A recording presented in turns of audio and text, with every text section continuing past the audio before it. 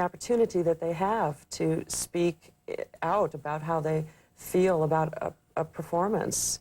And it's not very pleasant to be on stage when that happens, but nonetheless, it's a reality. And as intensely as opera fans love us, they can also dislike us. And you can be on the scene maybe for 3 or 4 or 5 years and find them very much in your favor, and I suppose turn around and find that that's not the case. At the moment, I'm enjoying their favor. I'm hoping it lasts for a little bit longer. I mean, you read stories about opera in Italy, and they throw things. It's amazing to me. Yeah, I haven't experienced that yet, I'm happy Well, to let's say. hope not. Yeah, Let's really, hope it doesn't happen. Unlike a lot of opera singers, you were totally trained here in America. Tell us about your training. Well, I'm just really fortunate in that particular case. I thought about maybe having to go to Germany to take what we call a fest position, which means that you stay in one opera company and sing many different roles and have your experience that way. I was accepted into San Francisco Opera's training program for young artists, which begins with the Marilla Opera program. It's a summer program, takes about 10 weeks, and you have intense coachings, and we performed 2 different operas that summer. And it's really the first opportunity you have to be surrounded with people who are as passionate about wanting to be opera singers as you are. So that was kind of my education, was Marilla, and then I did Western Opera Theater also with San Francisco Opera, where we toured the United States for 4 months actually, on a Greyhound bus. And you really learn a lot about yourself as a singer and about being a person, too, when you're in the confines of a bus for 4 months with the same 30 people. Glamorous business, isn't it? Oh, yeah, we had things like bus quaff, which meant being on the bus asleep for too long. There's a few others, which I won't go into at the moment. And then I was an Adler Fellow with San Francisco, which is their 2-year apprentice program, and you're paid a salary to live in San Francisco and to understudy some of the stars and to sing small roles on stage with them, so that you have an opportunity to see some of the people whose repertoire you will be singing, hopefully, in the future, and see how they handle the roles and how they handle the pressure and all of that, sort of the experience of being on stage. So I had that opportunity as a young singer in America, which meant that I didn't have to travel abroad.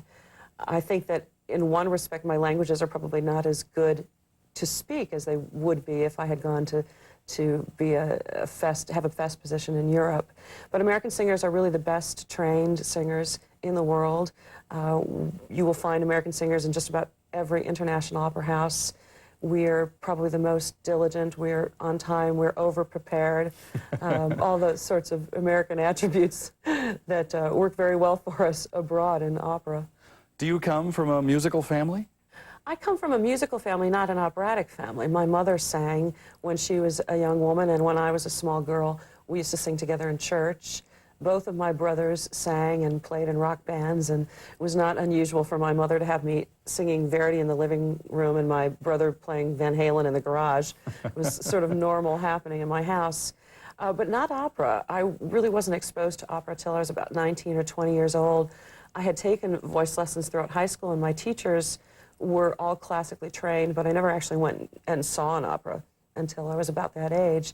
But I was very involved in drama in high school and liked the idea of combining theater with music. Also enjoyed studying voice, and the highest technical expression with respect to singing would be opera. And it just sort of became a natural progression for me. One thing led to another. I did a lot of competitions. I was sort of the competition queen for several years, and that led to one thing to another thing, and little by little I found myself full-time singing opera. Do you still study? Do you take classes, work with a teacher? I have a teacher. Her name is Ruth Falcon, and I work with her here in New York City and have been with her for about 10 years, and I go to her as often as I possibly can. And I think that's really, really important for singers to maintain throughout their careers. Our voices change, our bodies change, anything can happen, and it's important to have someone whose ears you trust, who uses a vocabulary that you can understand. When we sing, or when we're learning to sing, so much of the instruction is imagery, because we can't pull our voices out of our throats and say, well, move this finger, 2 notes this way, or anything like that. It all has to do with coming up with images that we can relate to. And so finding a teacher that can talk about airflow in a way that is clear to us is really, really important, and I'm fortunate in that I found that with Miss Falcon. There are roles for dramatic sopranos that you've yet to do, Turandot, Brunhilde, Isolde. Why haven't you done these? Are you looking forward to these? I think it's too soon. I'm still relatively young by operatic standards, and I think that I want to have as long a career as possible, and were I to try and sing some of that extremely dramatic repertoire now, it would probably shorten the length of my career. It would also make it very difficult for me to continue to sing some of the Italian repertoire that I sing, like Aida or Trovatore, which requires a sort of youthful spin to the voice and a really high extension, or high notes as would be more commonly known. And I think if I were to just try and sing Brunhilde or Electra, some of those ladies, that I would lose some of that. And there's time for that down the road. I'm really happy with what I'm singing right now. With respect to Brunhilde, I can't wait to get my teeth into her, but I've only just sung my first Sieglinde 2 years ago. And I love that role so much that I really wouldn't want to give it up at this point. Lohengrin just ended at the Met. What's coming up for you? More recordings, more productions? Well, there's lots of recordings and new productions coming up. I'm doing a new production of Frau ohne Schatten with the Deutsche Oper in Berlin. That will be this fall. I'm making my debut with the Salzburg Festival, which for a singer is a milestone, in Beethoven's Fidelio, which I've had the privilege of recording.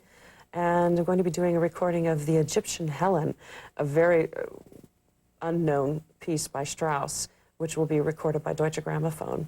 So I'm really excited about the projects that I've got coming up in the future.